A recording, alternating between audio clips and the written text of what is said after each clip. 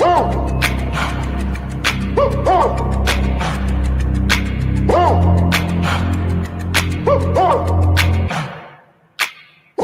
comes and goes. Well, hello, everyone. Welcome to Feels Out Loud, brought to you by Becoming Together Therapy and Wellness. This is your host, Tara Martini, along with Becky McNattin. We are so happy to have you listening as we live and share stories of mental health. Okay, so Tara, Becky. we are taking on the topic of masking today.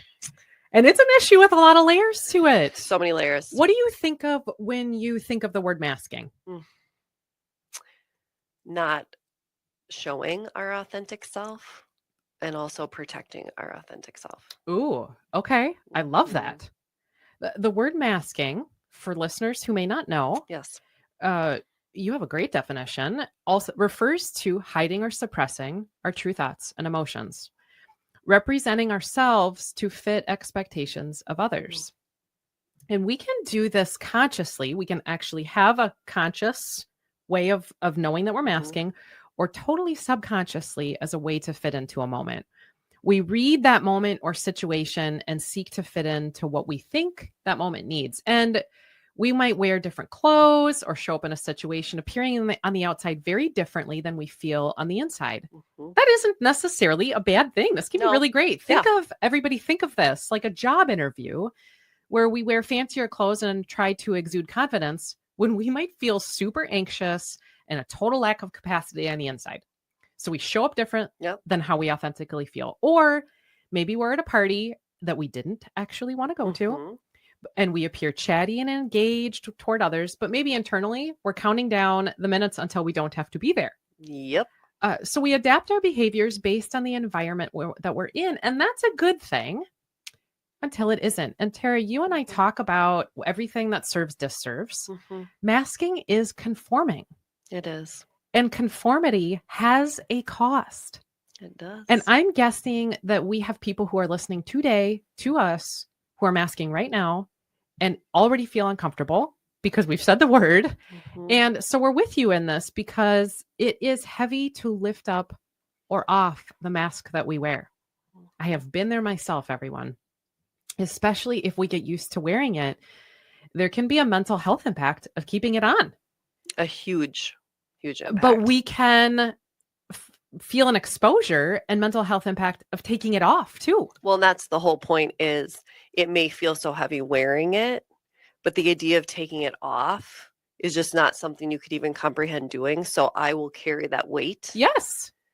If that means I get to protect what's underneath. Whatever's underneath. That true or raw or vulnerable self that is existing. We want to protect that. Beautiful way to say it. And not only can there be a mental health impact of masking, we might even be masking our mental health experiences. For sure. This happens all the time. And as clinicians, we hear frequently about people's mental health experiences that they hide.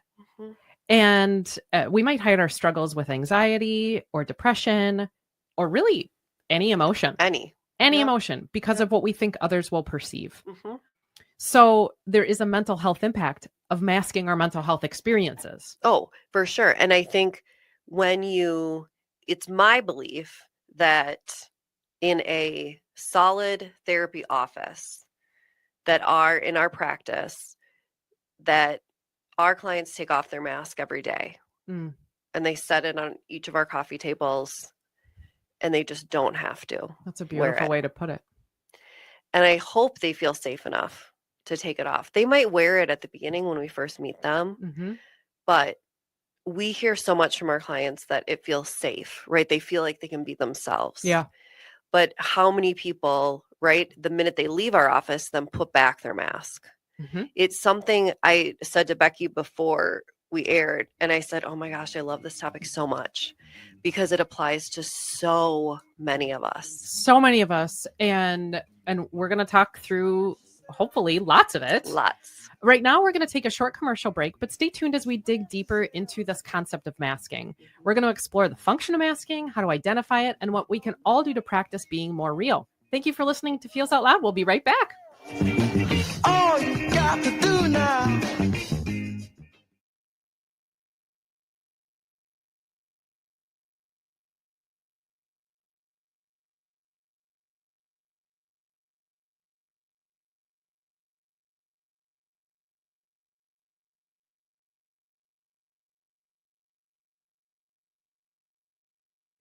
to lose. In a world full of strangers, you don't know who to trust. Welcome back to Feels Out Loud, brought to you by Becoming Together Therapy and Wellness. I am Tara Martini with Becky McNattin. Let's dive right back into our discussion on masking. Okay, Tara, in the mental health world, we often consider masking a coping tool. We do. What do you think? I think in some ways it can be a beautiful coping tool in that for so many people, particularly who are struggling with mental health issues, it would be far too exhausting every day. And it would be too much to ask someone, hey, every single second of every day, I need you to be your authentic self. Yes. Right? You're depressed. I need you to tell every person you encounter that you are depressed and how severe it is. Yep. Instead, it is putting that mask on for times where it does allow a little respite, where if you have the strength to, you're sitting in school and you have that mask on and you're able to just go, you know what, I am struggling, but I also don't want to share my struggle because I don't feel like being vulnerable. That's okay. Yeah. You don't have to. And you have the beautiful distraction of school. So focus on that. But then when you're able to, when you're around a close friend or a trusted adult or you're at home, take that mask off. So because if you're using it as a coping tool, you are taking it off at times, right? If you have it on too often, then it goes from a coping tool to something else that we'll talk about later. Right. I can think about times where it's definitely been a tool for me. Yes. I like to make up terms for myself, and Which I love about you. I call it authentic faking. That I know I'm using it. I know I'm using it because of exactly what you said. Either people are not owed our story just because they ask, even. There's also times where I don't even know totally what to say. And so it feels easier to show up with what the expectation would be. There's also times where it definitely serves and, hey, I'm going to show up and seem very confident to try to unmask my anxiety. Yeah, fake it till you make it. Yes. And you said this so awesomely a minute ago. Coping tools are exactly that, tools that we use to manage through moments in our lives. And I want to think about for the rest of this segment that masking is a tool. And we use tools every day, all day long. So listeners, we might not even know the tools we're using. Often we don't. We don't. It's actually really amazing that our bodies learn to navigate experiences without us having to necessarily even be aware of them. But let's think about tools more specifically for a minute. Think of a toolkit you have at your home. Picture it. I have mine in my head, probably a little bag or a box with some miscellaneous items in it. Might have a screwdriver or a hammer or pliers.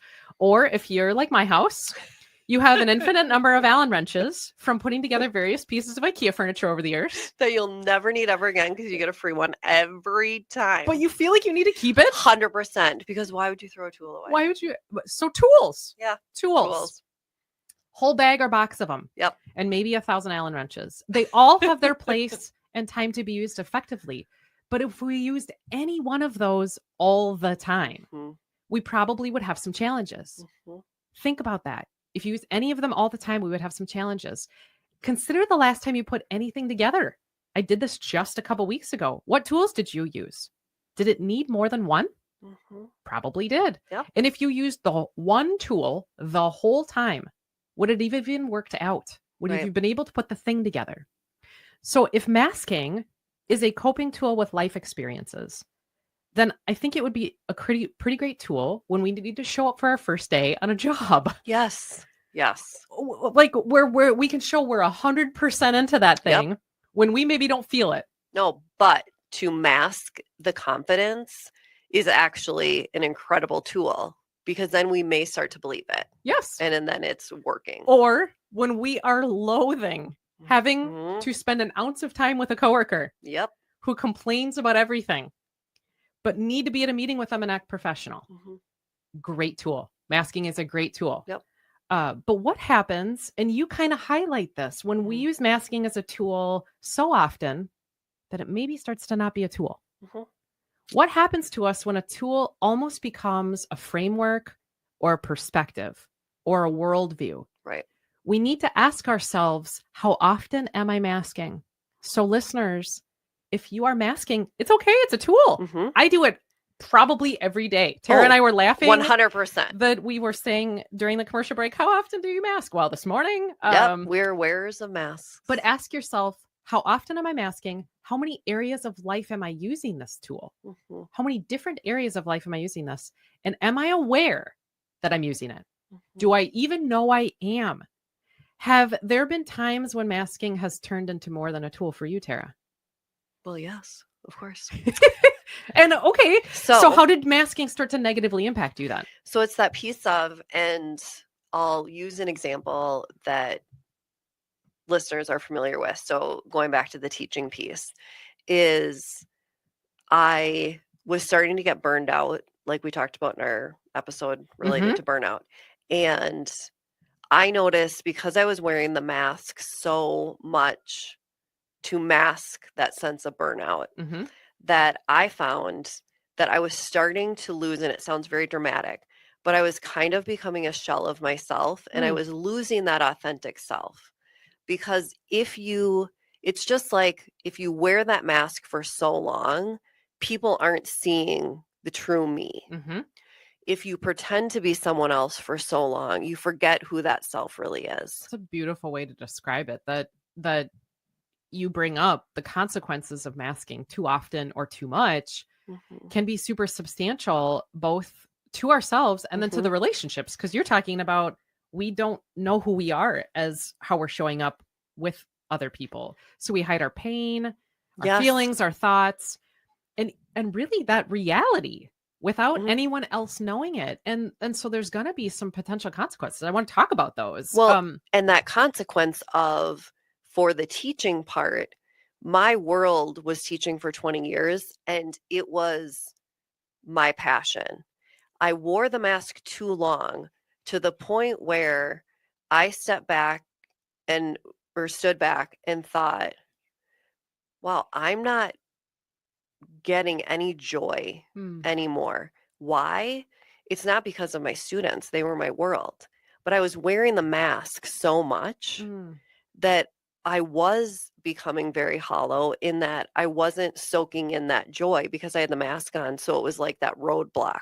That's a really good point. It ends up serving as a barrier. Exactly. And what you bring up, kind of three of the hugest things in terms of consequences. One of them is burnout in higher rates of anxiety and depression, especially social anxiety around perceived judgment from others.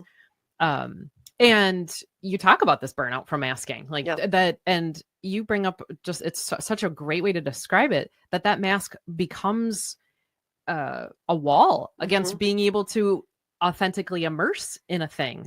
So we can't then feel the joy from it as well. We also have that loss of identity that you talk about. When masking becomes so normal, we forget who we are. And it can become automatic. I can think about times for myself that when I've been masking, I don't necessarily even know that I'm putting it on. Right. I'm not actively saying, okay, well, now I'm going to mask all the time. And in that, we start to lose, or never figure out to begin with, what rings true or real for us. Right. And so we can struggle with self-acceptance, since we're working so hard to fit into the thing, or see ourselves in just kind of a series of expectations. And how do I meet that expectation, whether or not that's true for us?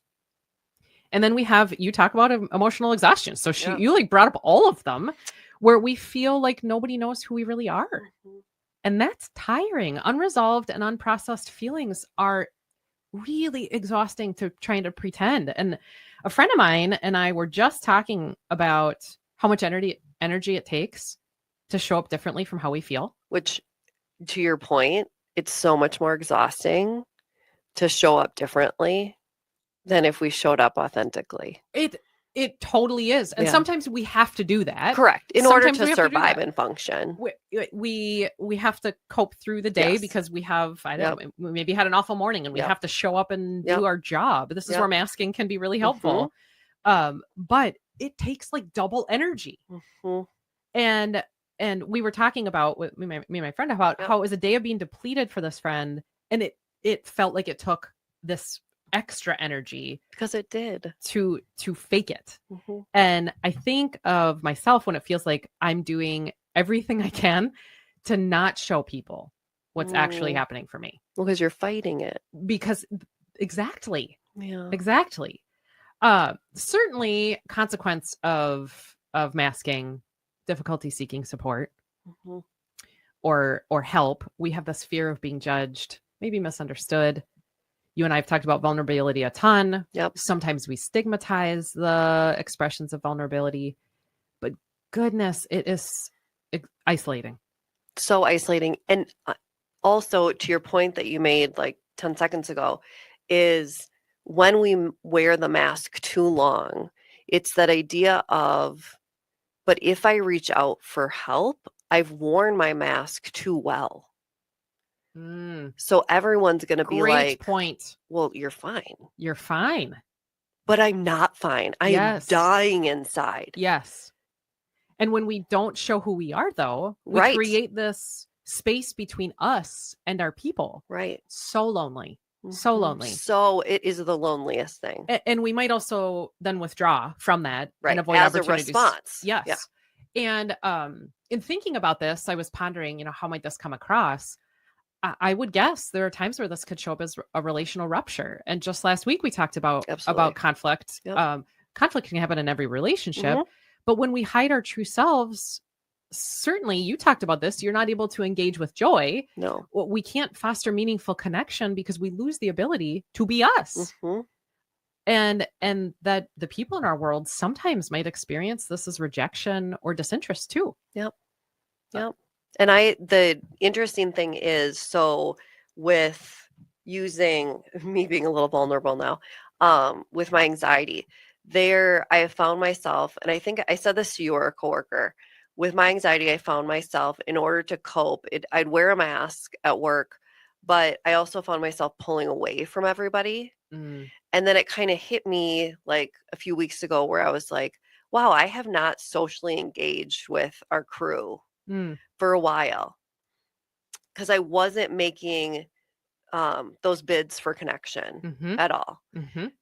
Because that now it was like, whoa, I need to take off that mask. Take off a mask. I need to step into my authentic self and be like, hey, here's the deal, and kind of get back to that because we so easily, it's easier just to wear it, like we said, right? Because it's scary to take it off, acknowledge, wow, I've really pulled back from Totally everybody. is. And I need to put effort into. Well, because you bring up a good topic. There's almost you have to acknowledge you've been wearing it too. Right. We have to say that Which, to people. Dear Lord, do we really want to admit that? And shame on all of those sides. Because there's this shame about you having to acknowledge, hey, I've been masking. But when we do mask, we're sending ourselves these subtle messages about who we are isn't enough. It might be subtle, everybody, but we are sending that message. We tell ourselves that we need to adapt ourselves to what is needed around us. And that has impact long term. It definitely does. Maybe we think who we are is bad.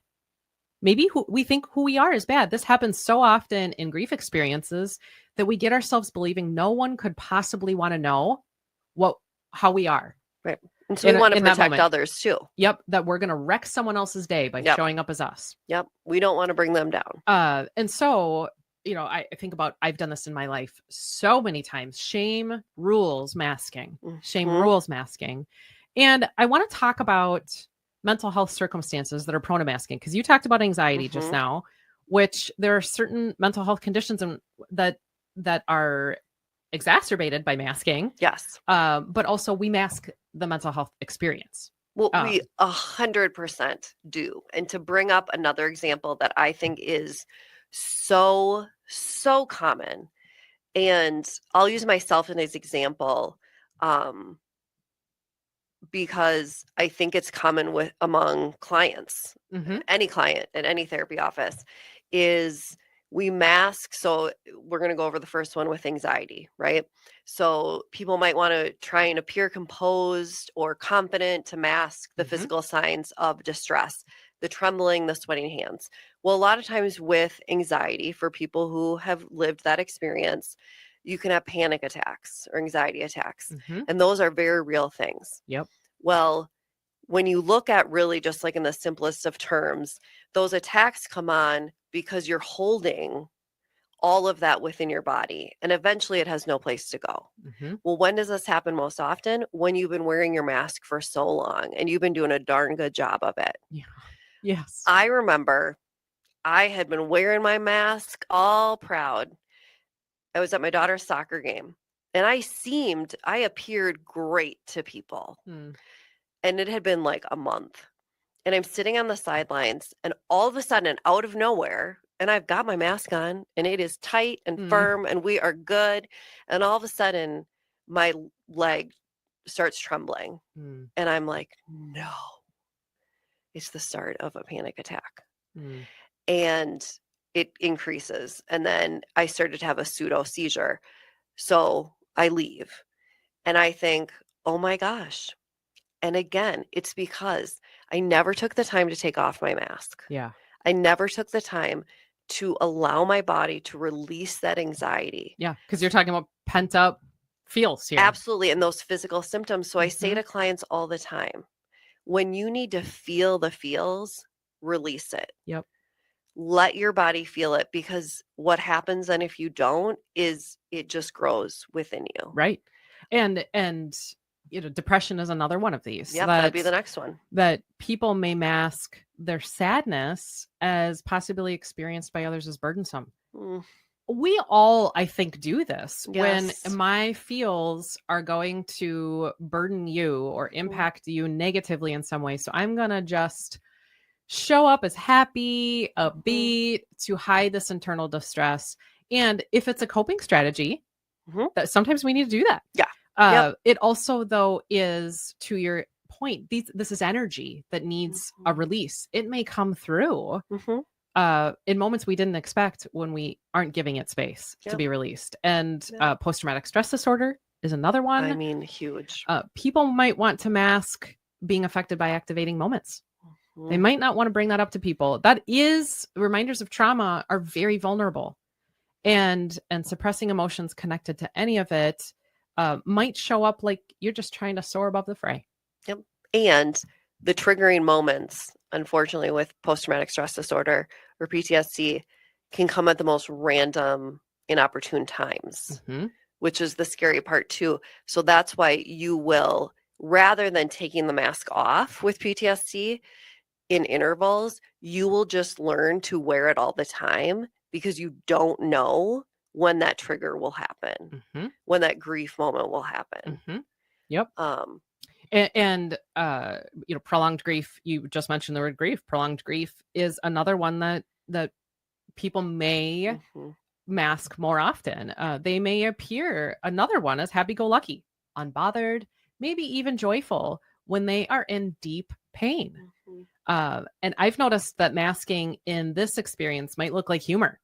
Finding things that, and as we said, coping tool until it isn't. Right. And certainly substance use disorders, people seeking to downplay their use. Yes. Oh, yes. Make light of it. Yes. Joke about it. And try to promote circumstances that may allow them to appear functional and in control of their use. So high prone to masking, and autism spectrum disorder, where the efforts here are to camouflage challenges to fit in. Sometimes people even use the word camouflaging, trying to assess what would be the expectation in a neurotypical environment for neurotypical individuals. And then I need to adapt to that right away. And I'm almost copying what they're doing in a way. I don't know how to do it, but I know I can copy what the person in front of me is doing. And takes intense cognitive and emotional energy to conform to what those social norms are. And remember, everybody, we're not saying that masking's bad. No. Actually, there's times where you bring it up, Tara, for post-traumatic stress disorder, or when you even had your own anxious experience. It's a way for you to say, I can control this moment. I can control this moment. So it's a coping tool, and coping tools are amazing. They are. The bigger question is how often, how intensely, and how long are we using masking to cope? And you've said it a couple times just in the show, We need to challenge ourselves to ask, is there anyone who knows how I actually feel? Well, you asked that in a survey in one of our last episodes. Mm-hmm. You said, does at least someone know, one person know how I actually feel today? Yes. So is there anyone who knows how I actually feel? And how long has it been since anyone knew how you actually felt or thought or perceived the world around you? So if you can answer, is there anyone who knows how I actually feel? And you can say, yes. Was it 2 years ago? You didn't say when. Because I'm going to ask you when. I'm going to ask you when. That is key. Oh, That is key. yes. it Thoughts is. about that? That is so huge because I think everybody had a little sigh of relief when listening who was like, does anyone know how you actually feel? Heck yeah. And then you were like, well, it can't be like 2 years ago. Dang it. Right. Like, do you mean like today? Well, and you brought up, Yeah. hey, if we're wearing this, Mhm. it's helpful in managing. It is Mhm. helpful in managing. Mhm. And I think that does help us look at what components do I have to navigate through challenging or difficult things. But are we giving ourselves maybe thoughtful space, intentional space to take off the mask and think about that we know we're even wearing it? Right. And then we're giving room on a regular basis. So when you say, is there anybody who knows, and how long ago was it that I actually told them? This is a personal challenge to people that if we're masking ourselves, if we mask, we are hiding our true selves. Realness. Right. Realness is what's Just under be that real. mask. Yes. And realness is real hard, though. Oh, Realness it's is real hard. so hard. And that's why our masks are cemented onto our Yes. faces, is that idea of what we're asking is difficult and messy and all those things, because a lot of the times we ask what we ask you to do is messy. Yes. Right. Totally. But it's that realness because you need to feel. Yes. You need to feel. You need to feel. And I want to read an excerpt from The Velveteen Rabbit. Oh, which this is you so love this book too. good. Marjorie Williams. Oh. If you haven't read this book before, listeners, Velveteen Rabbit, pick it up. It's a classic book. It's about a stuffed animal rabbit who learns what it means to be loved by a child. And we could make a solid case for it. It's a stuffed animal rabbit who learns how to be real. And this excerpt is a dialogue between the rabbit and the wise rocking horse, who are both characters in the book. And I'm going to read this. And it's okay if tears develop It's in okay your if eyes, because Tara's right there with you. So here goes. What is real? Asked the rabbit one day when they were lying side by side near the nursery fender before Nana came to tidy the room. Does it mean having things that buzz inside you and a stick-out handle? Real isn't how you are made, said the skin horse. It's a thing that happens to you. When a child loves you for a long, long time, not just to play with, but really loves you, then you become real. Does it hurt? Asked the rabbit. Sometimes, said the skin horse, for he was always truthful. When you are real, you don't mind being hurt. Does it happen all at once, like being wound up? He asked, or bit by bit? It doesn't happen all at once, said the skin horse. You become. It takes a long time. That's why it doesn't happen often for people who break easily or have sharp edges or who have to be carefully kept. Generally, by the time you are real, most of your hair has been loved off and your eyes drop out and you get loose in the joints and very shabby. But these things don't matter at all, because once you are real, you can't be ugly, except to people who don't understand.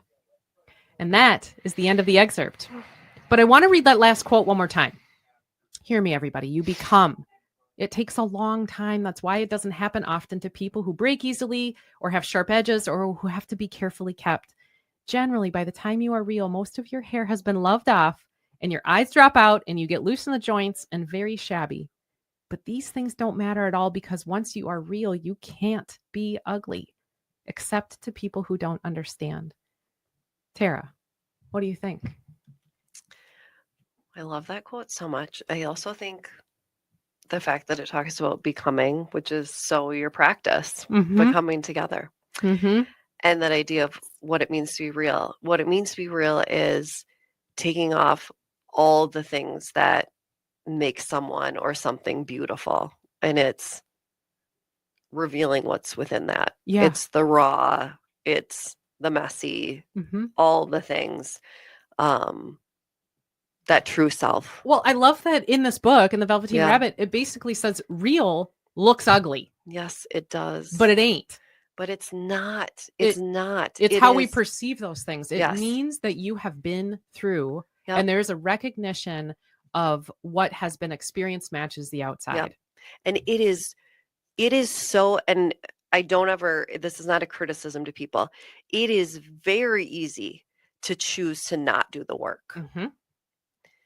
And you will stay looking a certain way, right? And it certainly won't be ugly.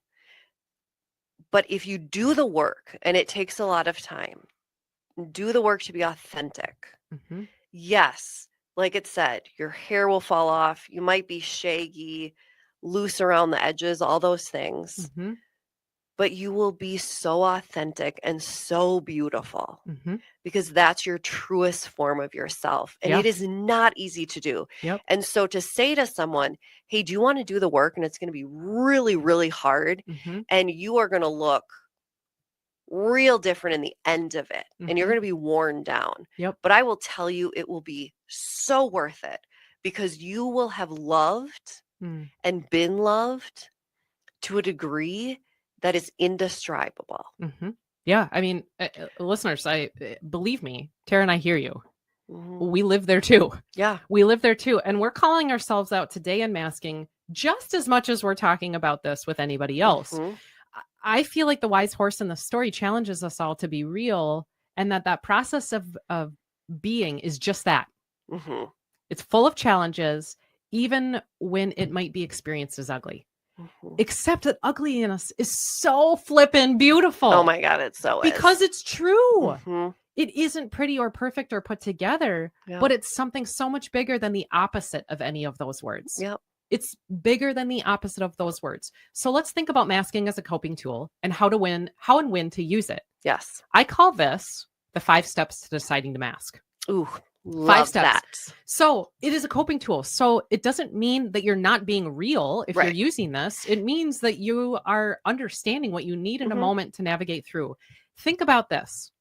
Notice, this is step 1. Notice and realize masking is present and that you're using it. Because the best thing is just noticing that you are. Because the Yes. scary part is when you get to a point where it's used so much, you stop realizing it. We don't Yes. want you to get to that point because that's where it stops being a tool. Yes. So notice it. Mhm.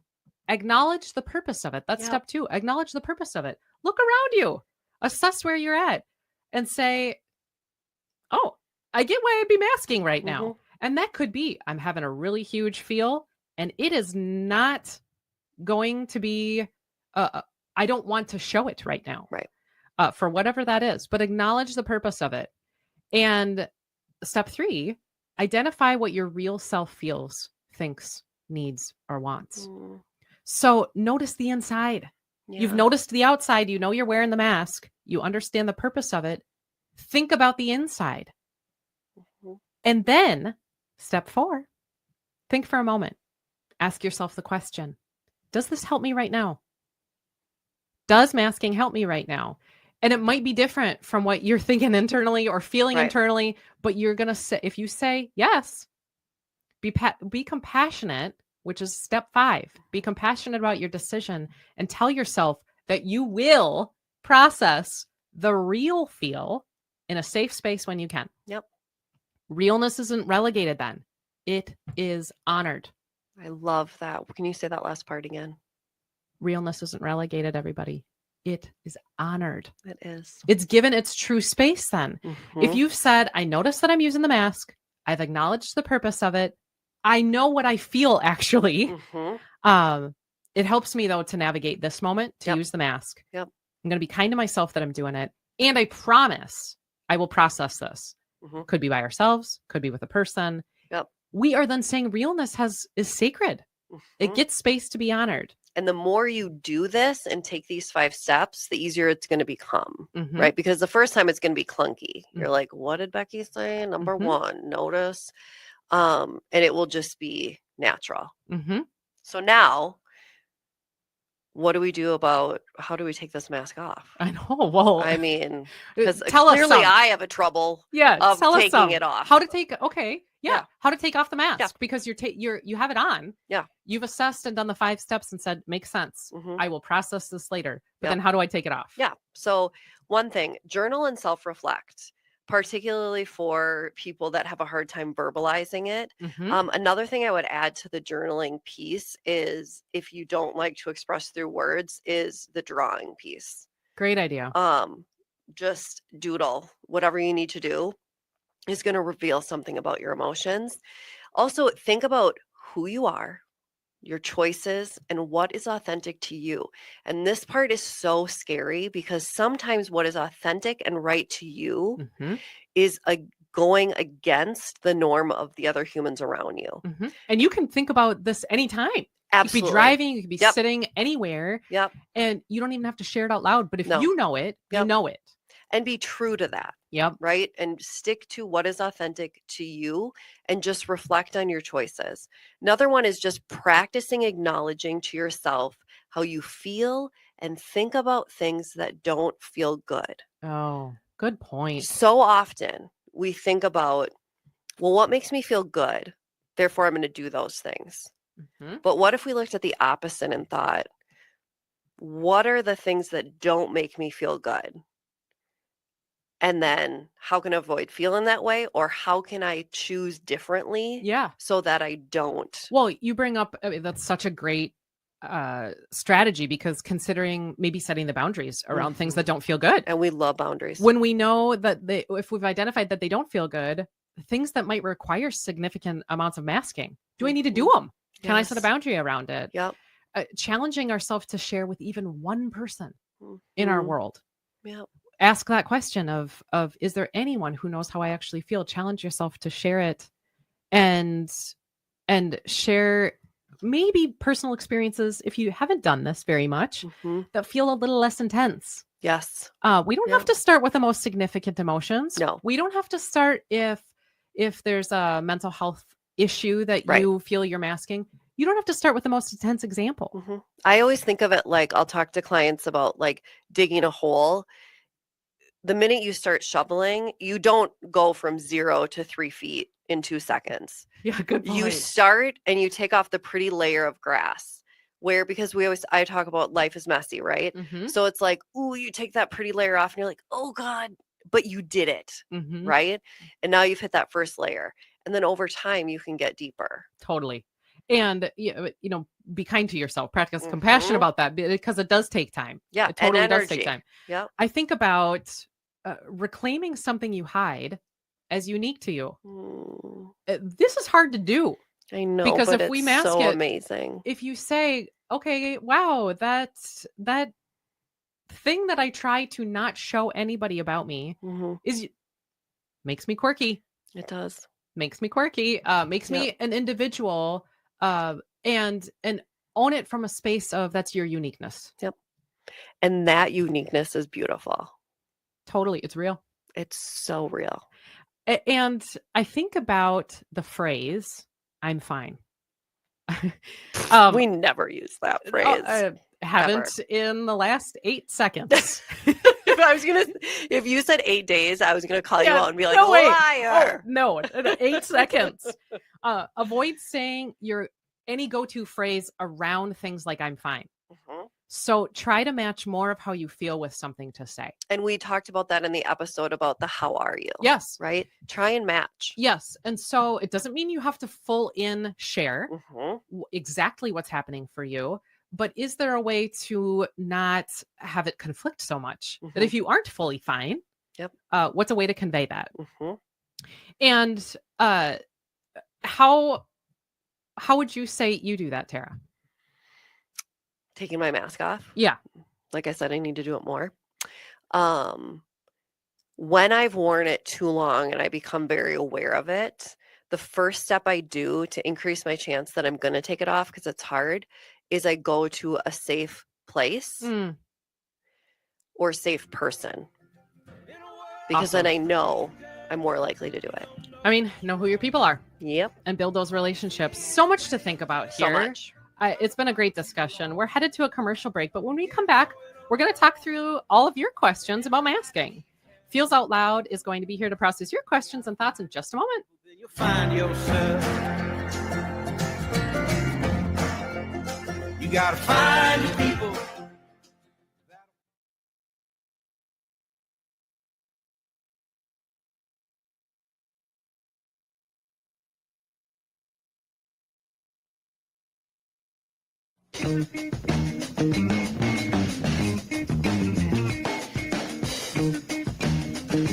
We are back again with Feels Out Loud, and this part of the show is where we talk through questions from our listeners. If you have a question related to mental wellness, sharing feelings, or topics for each week that you would like us to process through, please visit our website at becomingtogethermn.com and find the Feels Out Loud page to submit a question directly, or email us at contact@becomingtogethermn.com. We really do want to hear from you and what you are wondering about. Lots of thoughts about masking. Lots of Yeah. thoughts about masking. And hey, everybody, if you have not heard this already from us, we are right there with you. To a fellow masker from a fellow masker. Lots of questions. I appreciate them. Our first listener says, how can I tell if someone is masking? Such a great question. And my first thought back is you might not be able to. So That's let's be real. Especially if they're an expert in wearing masks. Yes. Mhm. And if they've practiced this a lot, you might not be able to tell. But there are some things that we can use as a little bit of a deductive tool. Yep. It doesn't mean though, and I'm answering this question not from a spot of you don't necessarily have to do anything about somebody masking. That might be their coping tool in this moment. Yep. So I want to honor their space if they are feeling like they need to mask. But how to tell? Incongruent affect to content. In the therapeutic world, we say incongruent affect. And this is displaying emotions that don't align with circumstances or experiences. So if somebody appears very happy-go-lucky during an experience that might not be that, might be masking. Let's say somebody is cheerful or perky when they're enduring something really hard. We can think about this concept of masking. Or when the content they're saying doesn't really match their tone or body language. That might be incongruent affect. They're different. One thing to think about is they're different in public than more private circumstances. Yep.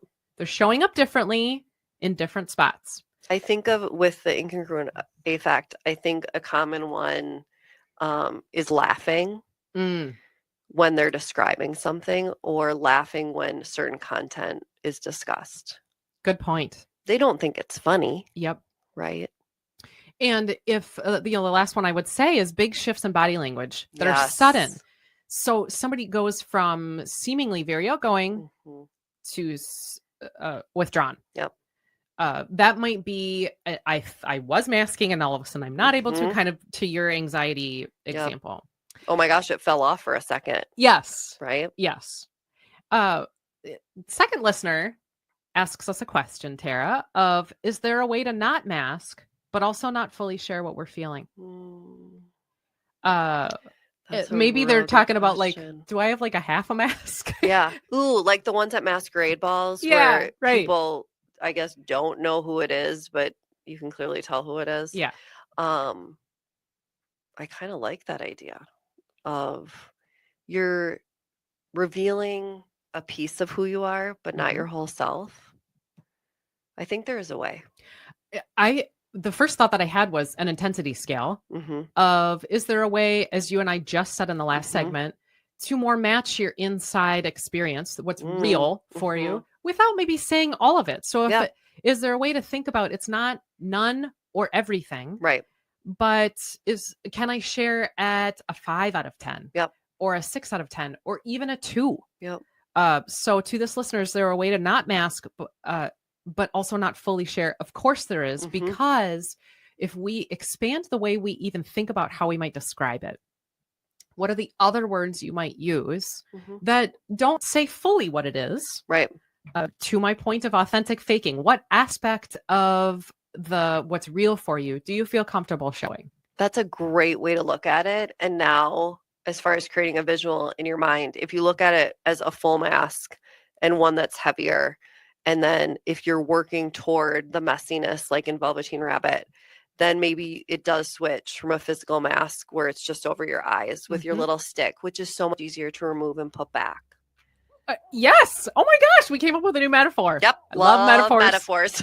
And we're already at the end of our show for today. Thank you for listening, everyone, this morning. Join us next week as we talk through integrative medicine and how this can influence not only your physical health, but mental wellness too. And in the week ahead, be kind to yourself, everyone. Remember that connection fosters wellness, and your voice is one the world around you needs to hear. Share yourselves, friends. I wanna feel